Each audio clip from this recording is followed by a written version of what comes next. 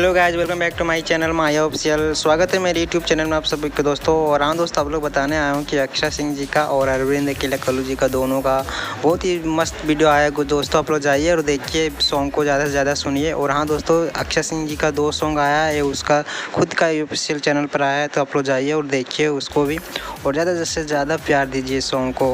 और हाँ दोस्तों, और जो गाना अरविंद अकेला कल्लू जी के साथ अक्षय सिंह जो लेकर आए हैं, वो गाने का टाइटल है तोहरे खतिल भूखल सोमार।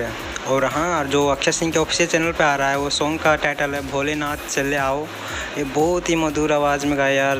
आप लोग देखोगे या सुनोगे ना तो बहुत ही मस्त लगेगा। गाइज प्लीज़ आप लोग ज़्यादा से ज़्यादा सपोर्ट करो सैनी को, और ऐसे ही आप लोग प्यार बनाए रखिए।